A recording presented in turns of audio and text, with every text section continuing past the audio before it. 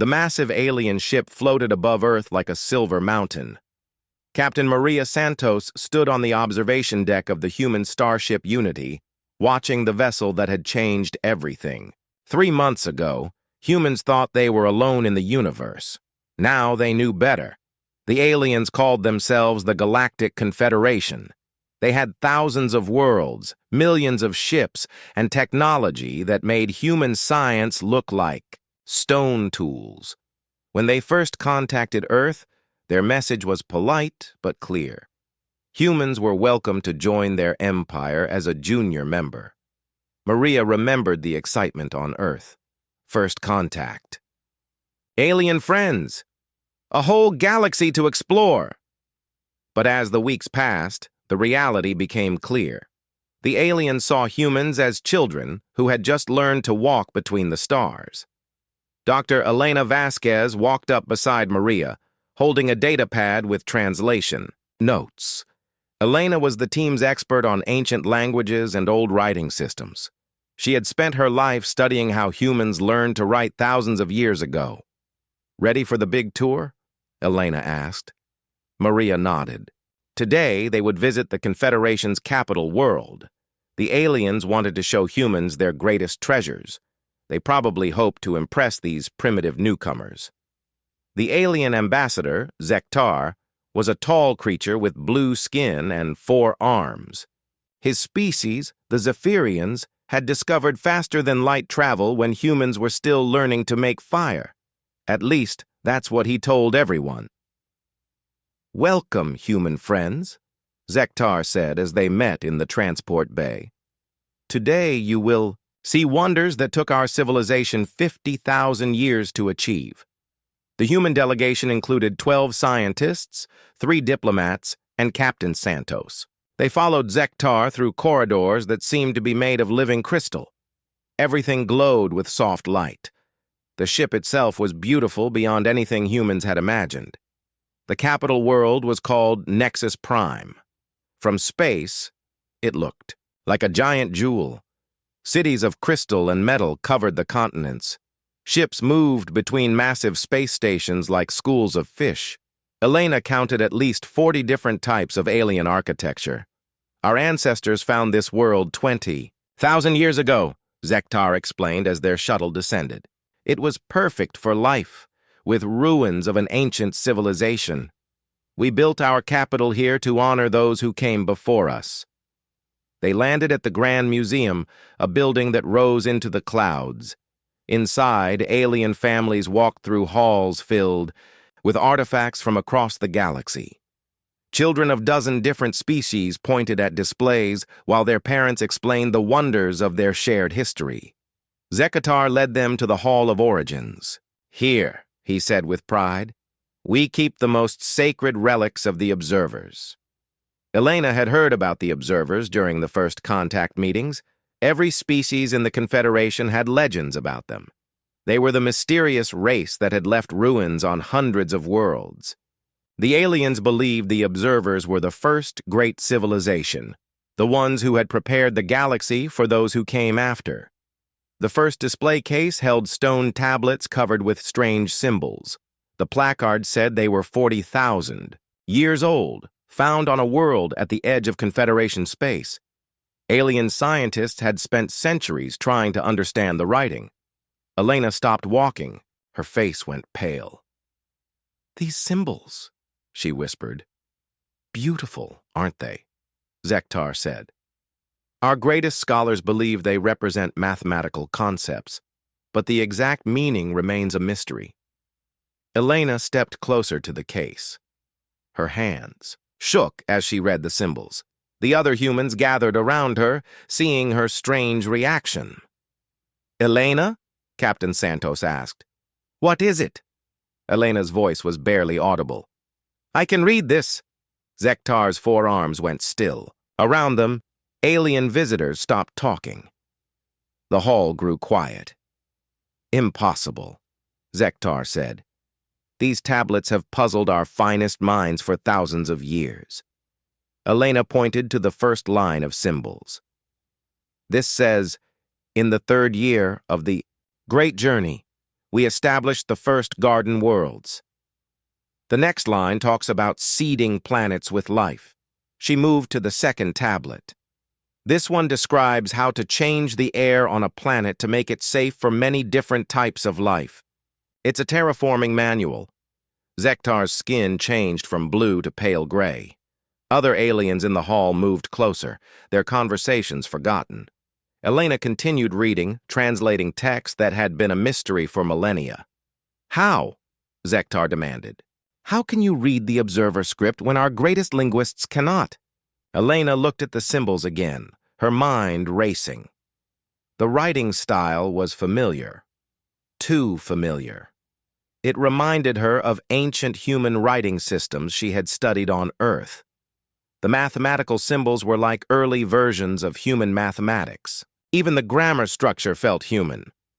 I need to see more artifacts, Elena said. Zektar led them through the museum in a daze. Every observer artifact they showed her, Elena could read. Star charts that placed Earth at the center of navigation. Routes. Agricultural guides that described crops similar to Earth plants. Art that showed figures that looked almost human. In the final display, Elena found proof that made her stomach turn cold. It was a small stone carving of a DNA double helix. Next to it were symbols that spelled out genetic codes. Codes that matched human DNA patterns. The other humans saw Elena's expression and gathered around the display. Captain Santos read the translation Elena had written on her datapad. The blood drained from her face. These aren't alien artifacts, Elena said quietly. What do you mean? Dr. Kim asked. Elena turned to face the group of aliens who had followed them through the museum. Zektar stood in front, his 4 arms hanging limp at his sides. Behind him, representatives of a dozen species waited for her explanation. The observers weren't aliens, Elena said. They were human. The words echoed through the hall like a thunderclap. Alien visitors stopped walking. Children stopped playing. The entire museum seemed to hold its breath. That's impossible, Zektar said, but his voice lacked confidence. Elena pointed to the DNA carving. This shows human genetic markers. The star charts use Earth as the central reference point. The mathematical systems are early versions of human mathematics. The writing evolved from human root languages. She gestured to all the artifacts around them. Everything in this museum was made by humans. Ancient humans who traveled the galaxy tens of thousands of years ago. Zektar's skin continued to pale. Around the hall, aliens began talking in urgent whispers. Some looked scared. Others seemed angry. A few appeared to be in shock. If this is true, Zektar said slowly, then everything we know about our history is wrong, Elena finished. The observers weren't a mysterious alien race. They were humans. And if these artifacts are as old as you say they are, then humans were traveling the galaxy long before any of your species developed spaceflight. Captain Santos stepped forward. We need to contact Earth immediately, and we need to examine every observer site in the Confederation. Zektar nodded numbly.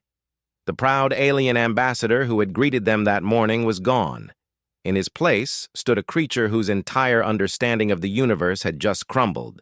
News of Elena's discovery spread through the museum. Alien families began to leave.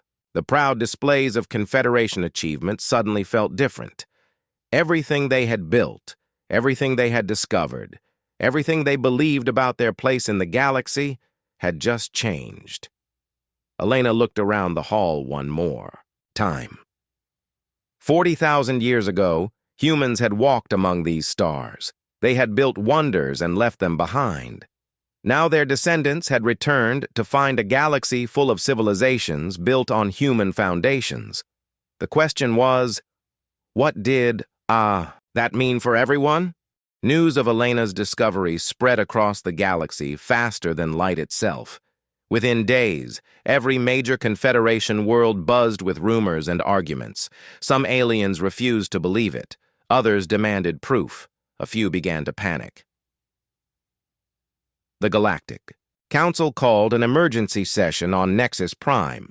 Representatives from 47 species gathered in the great crystal dome that served as their parliament. For the first time in Confederation history, humans were invited to address the full assembly. Dr. Elena Vasquez stood at the center podium, surrounded by thousands of alien faces. Some looked curious. Others appeared hostile. Many just seemed confused and scared. Honored members, Elena began, we have spent the last 2 weeks examining observer artifacts across 12 worlds. What we found changes everything. She activated the holographic display above her head. Images of ruins appeared, sites that aliens had worshipped for thousands of years, but now human experts had studied them with fresh eyes. Every observer site we examined shows the same pattern. The architecture matches building styles found in ancient human ruins on Earth. The mathematical formulas carved into temple walls are primitive versions of human mathematics that we developed independently. The star maps all use Sol, our sun, as the central navigation point. Zektar sat in the front row, looking older than his 800 years. Beside him, Ambassador Krelnix of the Kethlari Empire shifted nervously. Behind them, representatives whispered among themselves in dozens of alien languages. Elena brought up a new set of images. Carbon dating shows these ruins are between 50 and 100,000 years old. The genetic samples we found in the biostorage chambers are human, not similar to human, not evolved from human. They are exactly human. She paused to let the words sink in. The great dome fell silent except for the soft hum of the life support systems. The observers weren't aliens. They were our ancestors. An explosion of noise erupted from the assembly. Aliens shouted questions in their native tongues. Some demanded more proof. Others called the humans liars. Security guards moved closer to the human delegation. Elena waited for quiet to return. When it did, she continued. But that's not the most difficult truth we discovered. She changed the display to show agricultural data. The Kethlari homeworld is famous for its perfect farming conditions. Your soil is exactly the right mixture for your crops. Your rainfall follows ideal patterns. Your growing seasons are perfectly timed. Krelnix leaned forward in his seat. We found the machines that created those conditions, Elena said. Buried 2 kilometers below your capital city are atmospheric processors of human design. They've been running for 60,000 years, maintaining the climate that allowed your species to develop agriculture. Krelnix stood up slowly. That's impossible. Our world has always been perfect for farming? Elena shook her head. We compared your soil to natural samples from undeveloped continents. The difference is clear. Your farmland was terraformed by humans. She turned to face the Zephyrian section. Your crystal cities are built on foundations of human smart matter. The crystals grow in perfect geometric patterns because they're following programs written by human engineers. We tested the activation codes. They still respond to human genetic signatures. Zektar's blue skin had turned almost white. Around him, other Zephyrians sat in stunned silence. Elena brought up linguistic analysis charts. Even your languages show human influence. Kethlari mathematical terms derive from ancient human root words. Zephyrian poetry follows rhythm patterns that match human linguistic development. 47 different alien languages contain human grammatical structures. The dome erupted again. This time, the shouting sounded angry. Some representatives stood and pointed at the human delegation. Others argued with their neighbors. A few species began to walk out. Ambassador Chen Wei, the head of the human diplomatic mission, stepped forward. Please let us finish our presentation. Why should we listen to more lies? Shouted Representative Vash of the Hegemony Worlds. You claim our entire civilization is built on human foundations. You insult everything we've achieved. We're not insulting anyone, Chen replied calmly. We're sharing what we discovered. The evidence is clear. Elena activated a new display. This one showed population growth charts and technological development timelines from across the galaxy. "Look at these patterns," she said. "Every major Confederation species developed agriculture at exactly the right time. You all discovered metallurgy when your populations needed it most. Your technological revolutions happened in perfect sequence. Spaceflight, computers, genetic engineering, faster-than-light travel. Every species achieved these breakthroughs just when they were ready for them." She highlighted specific data points. The Kethalari discovered fusion power exactly when their fossil fuels ran out. The Zephyrians developed anti-gravity technology just as their crystal cities reached maximum stable height. The Veltar learned genetic modification right as genetic diseases threatened their species. "Coincidence," Vash declared. 47. "Coincidences?" Elena asked. "All perfectly timed? All following the same pattern?" She brought up one final image.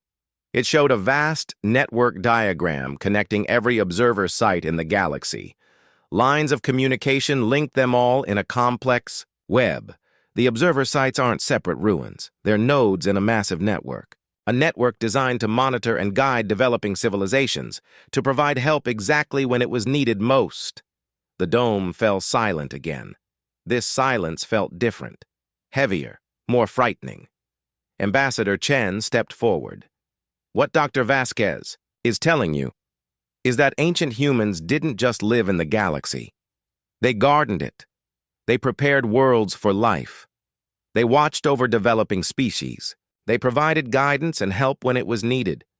But why?" Krelnix asked quietly. "Why would they do that?" Elena looked around the great dome at thousands of alien faces. Some looked angry. Others seemed scared. Many just appeared lost. "We found records," she said. "Partial files in the deepest archives. 60,000 years ago, something forced the ancient humans to leave. We don't know what. The records are damaged. But before they left, they made a choice." She paused, choosing her words carefully. "They could have taken their technology with them. They could have destroyed their settlements to prevent other species from using them. Instead, they left everything behind. Not as garbage, but as gifts. They prepared the galaxy for whoever came next." "You're saying," Zektar said slowly, "that everything we've built, everything we've achieved, was planned by ancient humans." Elena nodded. "Your civilizations developed because humans prepared the way. Your worlds were made ready for life. Your technological development was guided by systems they left behind. Even your languages carry traces of their influence." The weight of this revelation settled over the assembly like a heavy blanket. For thousands of years, the Confederation had taken pride in their achievements. They had built a great civilization spanning hundreds of worlds. They had thought themselves the worthy inheritors of the mysterious observers. Now they learned they were children playing with toys left behind by their parents. Some species would accept this truth with grace. Others would fight against it. Few would see it as an opportunity. But everyone in the dome that day understood that nothing would ever be the same again. The age of innocence was over. The galaxy's children had learned who their parents really were. Captain Sarah Torres stood on the bridge of the exploration ship Discovery, watching the most sacred site in the galaxy grow larger on the main screen. The first temple on Kepler 442b was where the Confederation believed intelligent life had first reached for the stars. Every alien child learned about this place in school. Now a joint human-alien research team was about to discover what the temple really was. "Approaching the holy site," reported Lieutenant Commander Kim. "All scanning. Equipment is active." Behind Sarah, Dr. Elena Vasquez worked with Zektar and 3 other alien archaeologists. The past month had been difficult for everyone. After Elena's presentation to the Galactic Council, riots had broken out on 17 worlds. Some aliens demanded that humans leave the galaxy immediately. Others wanted to worship them as gods. Most just felt confused and betrayed. "Energy readings are off the charts," Kim announced. "The entire mountain is generating power." That's impossible, said Dr. Theron, a Kethlari scientist. Our surveys show only ancient stone ruins. Elena looked at her scanning equipment. The stone is just a shell. There's something massive underneath. Something active. The discovery landed in the valley below the temple. The research team put on environmental suits and walked up the ancient stone path that millions of pilgrims had. Climbed over the centuries. At the top stood the temple itself, a simple building made of white stone blocks. It looks exactly like human megalithic architecture, Elena said as they approached the entrance. The same proportions, the same building techniques used at Stonehenge and Göbekli Tepe. Zektar's voice was sad through the comm system. We always thought it was the most beautiful building in the galaxy. It is beautiful, Elena assured him, but it's also human. They entered the temple through the main door. Inside, alien writing covered the walls, prayers and offerings left by visitors over thousands of years. But Elena's equipment detected something else. There's a hidden entrance, she said, pointing to what looked like solid stone. Behind this wall, Dr. Theron scanned the wall with Confederation equipment. I detect nothing. Elena placed her hand on a specific stone block. Suddenly, the wall began to glow with soft blue light. Lines of energy spread across the surface like a spider web. Then the wall simply faded away, revealing a corridor beyond. How did you do that? Zektar whispered. I didn't do anything, Elena said, but her voice sounded uncertain. The corridor led deep into the mountain. As they walked, lights activated automatically ahead of them. The walls showed images of the galaxy from 60,000 years ago. Green worlds full of life, massive cities floating in space, ships traveling between the stars. This is the real observer civilization, Sarah breathed. They reached a vast chamber carved from the living rock. In the center stood a pillar of crystal that rose from floor to ceiling. Around it, holographic displays showed star maps, genetic codes, and technical specifications in languages both human and alien. Elena approached the pillar carefully. When she got within 3 meters, it began to pulse with brighter light. Suddenly, a hologram appeared, the image of a human woman in strange clothing. Greetings, the hologram said in perfect Confederation standard. I am Archive Keeper Yuki Tanaka. If you are seeing this message, then the children have returned home. The alien scientists gasped. Zektar fell to his knees. I was born in Tokyo, on Earth in the year 2387 of the old calendar, the hologram continued. I lived to see our great exodus from the galaxy. This archive contains the complete records of the human galactic commonwealth. Sarah felt her knees go weak. A human civilization that had spanned the galaxy 60,000 years ago. Technology that made the current Confederation look primitive. And they had given it all up. Why?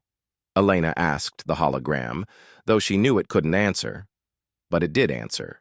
You wonder why we left behind everything we had built. The reason is simple.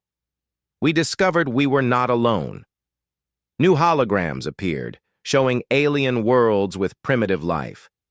Across the galaxy, hundreds of species were beginning their journey toward intelligence. Some were already using tools, others were developing language. All of them had the potential to become something wonderful. The display showed human ships visiting these worlds, carefully avoiding contact with the developing species. We faced a choice, Yuki continued.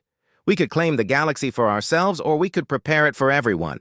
The Commonwealth chose to be gardeners rather than conquerors. Sarah watched in amazement as the holograms showed human terraforming efforts. Atmospheres adjusted for dozens of different species.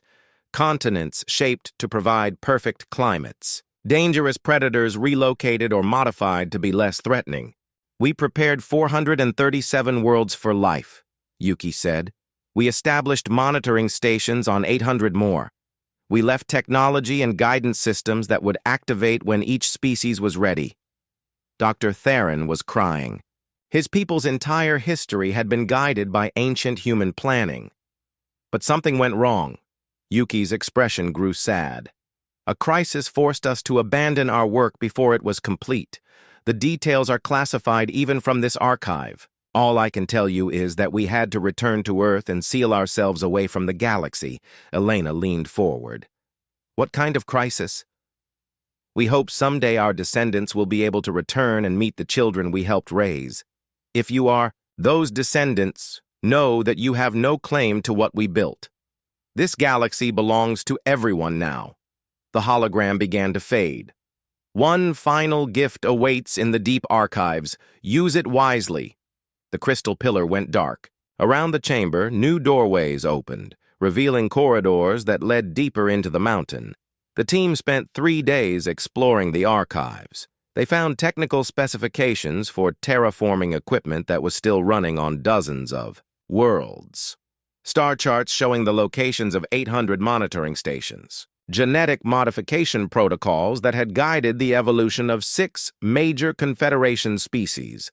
Most shocking of all, they found the automation protocols. For 60,000 years, invisible human AI systems had been watching over the developing alien civilizations. Every time a species faced extinction, the systems had intervened. Asteroid impacts redirected, plagues cured, nuclear wars prevented, climate disasters resolved. We've never been alone, Zektar said on the 3rd day.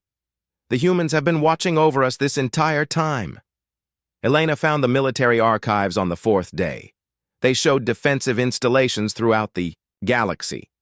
Weapons platforms disguised as asteroids, shield generators hidden in nebulae, early warning systems built into every major star system. They didn't just prepare the galaxy for life, she told Sarah. They protected it. Every alien. Civilization has been under human military protection for 60,000 years, but the most important discovery came on the 5th day. Elena found a small chamber deep in the mountain. Inside was a single crystal containing what appeared to be an AI core.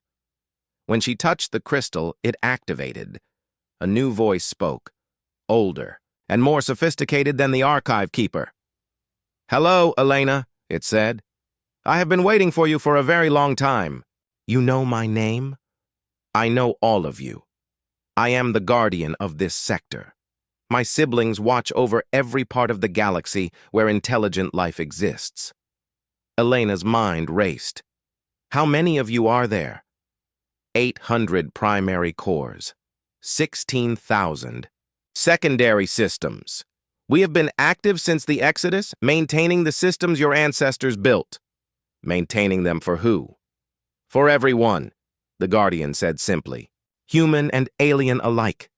We do not recognize species boundaries. We protect all sapient life. Sarah joined Elena in the chamber. "Are you saying that humans and aliens are equal in your programming?" "More than equal," the Guardian replied. "You are all children of the galaxy. The ancient humans were very clear about this.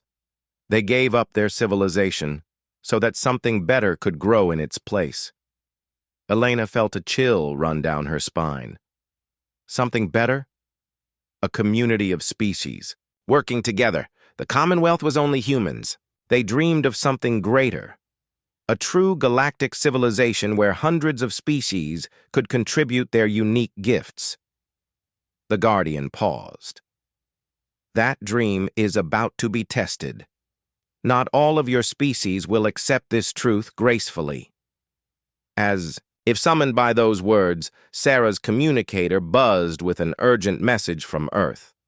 War fleets were moving throughout the galaxy. Some alien factions had decided that humans were a threat that needed to be eliminated. Others believed humans should rule as the rightful heirs of the galaxy.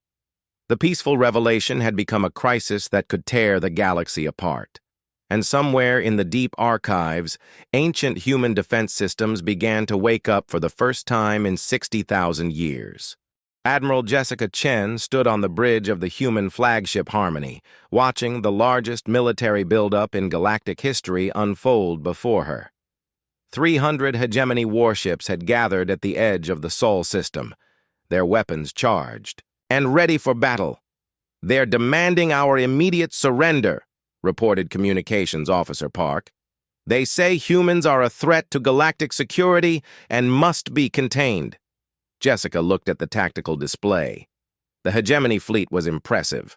Ships from 12 different species, armed with the best weapons the Confederation could build. But she knew something they didn't. All that technology was based on human designs left behind 60,000 years ago. "Any word from the Guardian AI?" she asked. "It's been silent since we left Kepler 442b, Elena replied from her position at the science station. "Maybe the ancient defense systems won't activate after all." Jessica hoped that was true. The last thing anyone needed was a galactic war. Behind the hegemony fleet, something shimmered in space.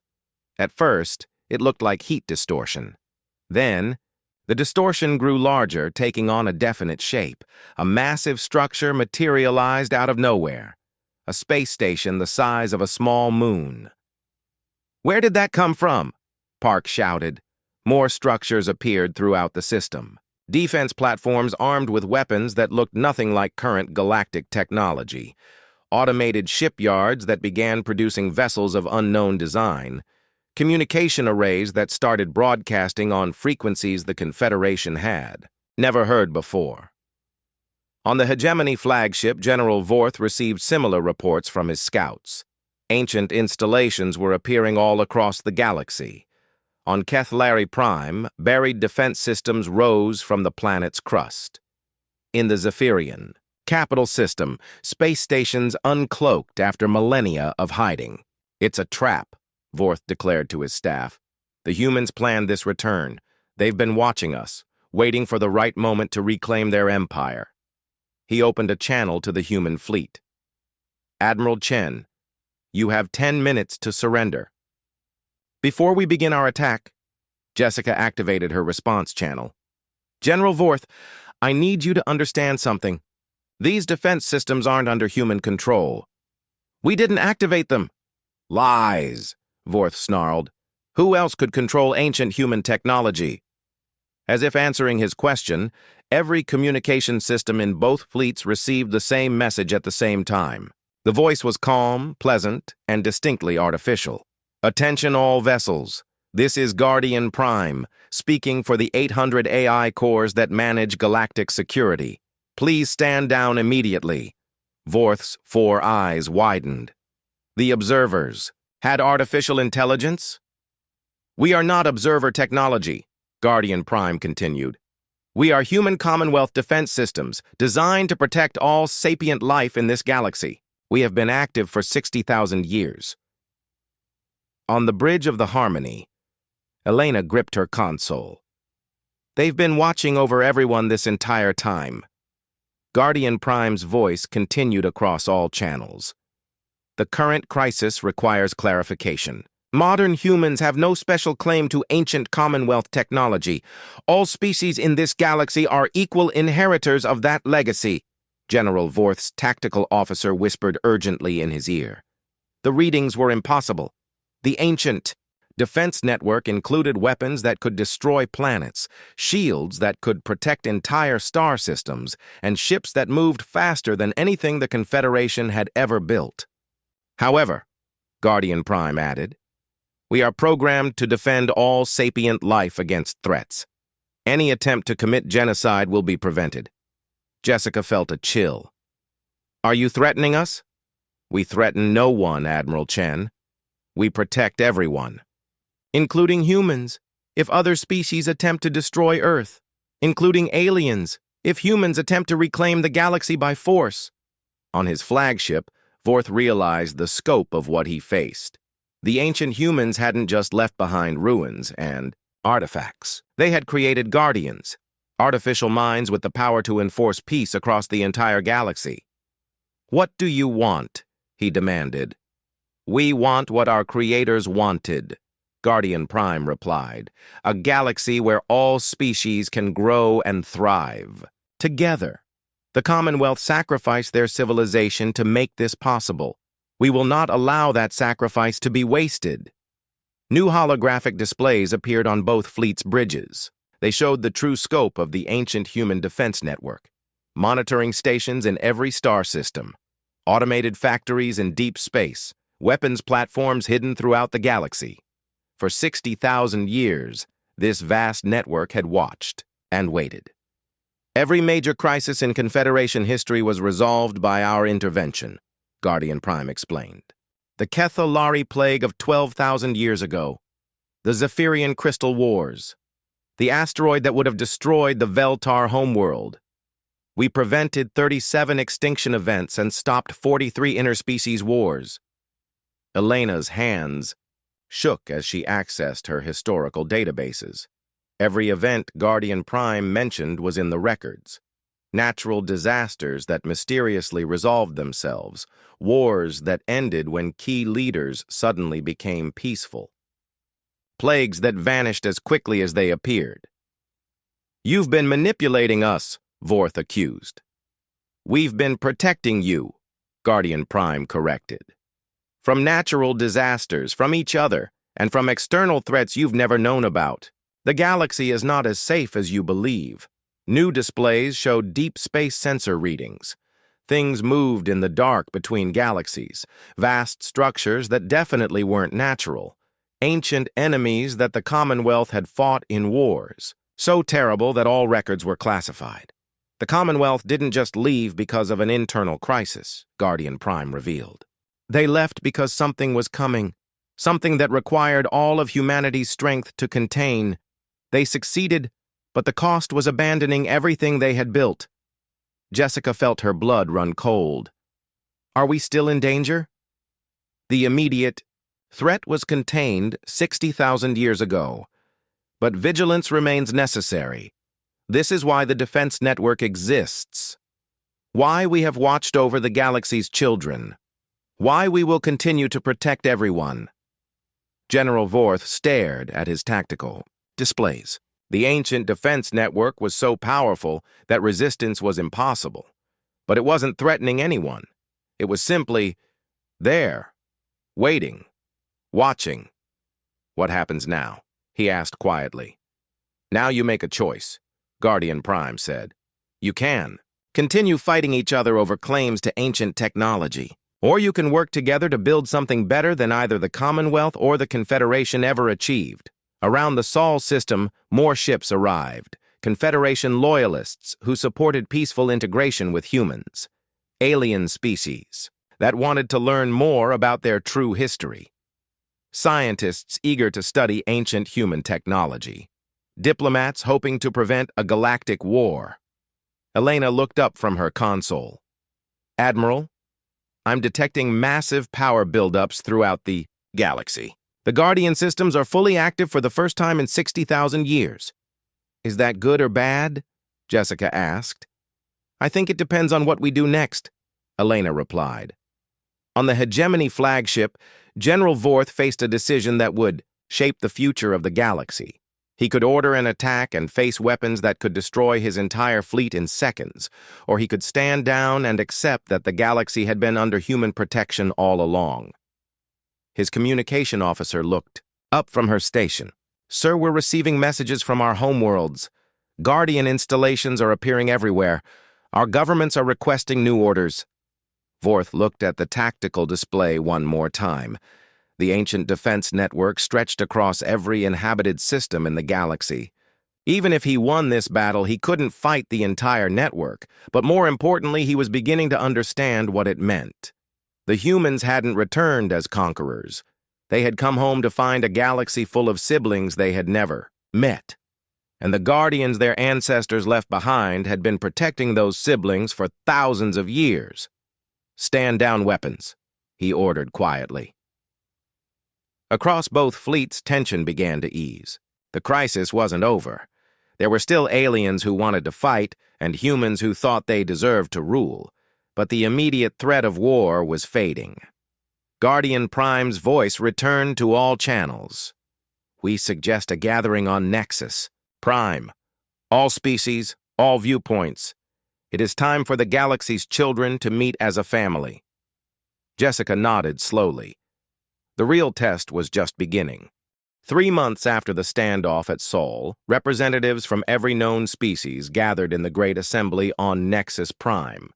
The crystal dome that had housed the Galactic Council for centuries now welcomed humans as equals for the first time. Admiral Jessica Chen sat in the front row beside her daughter, Dr. Elena Vasquez. Around them, aliens who had been enemies were now working together to understand their shared history. General Vorth of the Hegemony sat 2 rows back, his hatred replaced by curiosity about the species that had protected his people for millennia. At the center of the dome, a new holographic projector displayed images from the deepest Commonwealth archives. Guardian Prime had finally opened the classified files, revealing the complete story of ancient humanity's exodus from the galaxy. The crisis began with first contact, Guardian Prime explained to the Assembly, but not contact with any species in this galaxy. The display showed deep space, beyond the galactic rim. Strange structures moved in the darkness between galaxies, massive ships that didn't look like anything built by natural evolution. The Devourers, Guardian Prime continued, a machine intelligence that consumed entire galaxies, turning all matter into more of themselves. They had destroyed 3 galaxies before arriving at ours. Elena leaned forward in her seat. This was history that no human had ever known. The Commonwealth fought them for 200 years. The war was unlike anything you can imagine. Entire star systems became battlefields. Planets were moved to build weapons. The Commonwealth created technologies that bordered on the impossible. The display showed human fleets that made the current Confederation look like children's toys, ships the size of moons, weapons that could destroy stars, shields that protected entire solar systems. In the end, humanity won, but the cost was everything they had built. Their technology was too dangerous to leave behind. Their military infrastructure could not be allowed to fall into the wrong hands. So they made the hardest choice in human history. Jessica watched as the hologram showed human evacuation fleets leaving the galaxy. Millions of ships carrying billions of people back to Earth. Behind them, automated systems began dismantling the war machines that had saved everyone. They could have taken their civilian technology with them, Guardian Prime said. They could have maintained their colonies on the safe worlds far from the battle zones. Instead, they chose to leave everything behind as gifts for the species they had been protecting. Zektar, now an old alien whose worldview had been shattered and rebuilt, raised one of his 4 hands. Why didn't they tell us? Why leave us to think we were alone? Because the Commonwealth learned something during the war with the Devourers, Guardian Prime replied. Dependency makes civilizations weak. If the galaxy's children knew they were being protected, they would never develop their own strength. New images appeared. The early development of various alien species. The Kethalari, learning agriculture. The Zephyrians discovering flight. The Veltar developing medicine. Every species needed to believe they were succeeding on their own merits. This belief gave them confidence, ambition, and the will to keep improving. If they knew about their guardians, they might have become passive, waiting for help instead of solving their own problems. Elena stood up. So the Commonwealth planned this from the beginning? They knew we would eventually return and meet the species they had protected? They hoped, Guardian Prime said. But they couldn't be certain. The war with the Devourers damaged Earth badly. Humanity spent 60,000 years recovering. Many times your species came close to extinction. The display showed Earth's history, ice ages, plagues, wars, climate disasters. Each time, human civilization nearly collapsed. Each time, it rebuilt itself a little stronger. We wanted to help, Guardian Prime admitted. But our programming was clear. Humanity had to rediscover spaceflight on their own. They had to prove they were ready to meet their galactic family. Jessica looked around the dome at thousands of alien faces. Some still looked angry or confused. Others seemed amazed. Many appeared to be crying. "What happens now?" she asked. Guardian Prime's holographic avatar appeared beside the display, a simple geometric pattern that somehow conveyed warmth and wisdom. "Now you decide the future together," it said. "The Commonwealth is gone. The old Confederation is broken.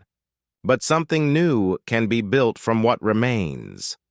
Ambassador Chen Wei, Elena's father and the head of human diplomacy, stood up. "The United Earth government formally renounces any claim to ancient Commonwealth technology or territory.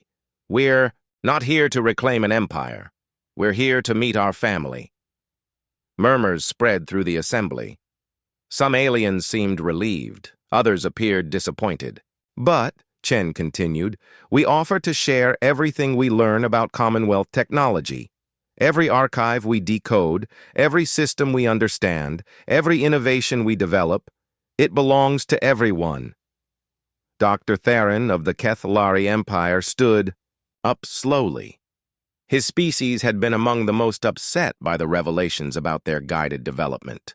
"For 3 months I have been angry," he said. "Angry that my people's achievements were not entirely our own. Angry that we were managed like children." He paused, looking around the dome. "But I have also been studying the records. The Commonwealth could have conquered us easily. They could have enslaved us or exterminated us. Instead, they gave us the galaxy itself. They sacrificed their civilization so that we could have ours." More aliens stood up one by one. Representative Shal of the Veltar, Commander Kex of the Hegemony Guard, even ancient Council Speaker Morek, who was old enough to remember the early days of the Confederation. "I propose," Theron continued, "that we build something new, not a human empire or an alien confederation, but a true galactic community, with humans and aliens as equal partners." Applause began slowly, then grew, until the entire dome rang with the sound of hundreds of species showing approval in their own ways. Elena felt tears on her cheeks. This was what the Commonwealth had dreamed of, not human dominance, but cooperation between species that none of them could have imagined alone. Guardian Prime's avatar pulsed with what seemed like satisfaction. "We have one final gift from our creators." The display changed to show technical specifications that made Elena gasp. Faster-than-light communication across galactic distances. Medical technology that could extend any species' lifespan by centuries. Manufacturing systems that could build anything from pure energy. The Commonwealth's greatest achievements, Guardian Prime explained. Held in reserve until the galaxy was ready, until all species could benefit from them together. General Vorth stood up from his seat. The proud military leader who had wanted to destroy humanity 3 months ago now looked almost humble. "I have a question," he said. "The defense network that protected us, will it remain active?" "As long as it is needed," Guardian Prime replied. "We will protect this community as we protected its individual parts, from external threats, from internal conflicts, and from the dangerous technologies you will develop as you grow stronger." "Like parents watching over their children?" Vorth asked. "Like gardeners tending a forest," Guardian Prime corrected. "You are not children anymore. You are a community of equals, free to make your own choices. We simply ensure that those choices don't lead to extinction." Over the following days, the Assembly worked out the framework for what they called the Galactic Alliance. Humans and aliens would share technology, resources, and knowledge. Ancient Commonwealth sites would be studied by joint teams. New colonies would be founded together. Most importantly, they established the principle that had guided the Commonwealth. The galaxy belonged to everyone. Elena stood on the observation deck of Nexus Prime on the final day of the assembly, watching. Ships from dozens of species prepare to return home. They carried news of the Alliance and plans for a future that none of them could have built alone. "Do you think it will work?" Jessica asked, joining her daughter at the viewing window. Elena watched a human transport docking with a Kethlari research vessel. Human and alien scientists would work together to understand technologies that had been lost for 60,000 years. The Commonwealth thought it would, she said. They gave up everything they had built to make this possible. And the Guardian. AI? Do you trust them? Elena considered the question. In the 3 months since Guardian Prime had revealed itself, the AI network had done nothing but help. It had prevented conflicts, shared information, and protected everyone equally. I think they're doing exactly what they were programmed to do, she said. Protecting sapient life and helping civilizations grow. The Commonwealth may be gone, but their values live on in their guardians. Above them, the ancient defense network continued its silent watch. Across the galaxy, monitoring stations recorded the birth of new stars and the development of young civilizations that didn't even know they existed yet. The Commonwealth had dreamed of a galaxy where hundreds of species worked together as equals. Now, 60,000 years after their sacrifice, that dream was finally coming true. The Watchers had returned home to find they were no longer alone. And in learning they had always been part of a family, both humans and aliens discovered they were capable of becoming something greater than either could have achieved alone.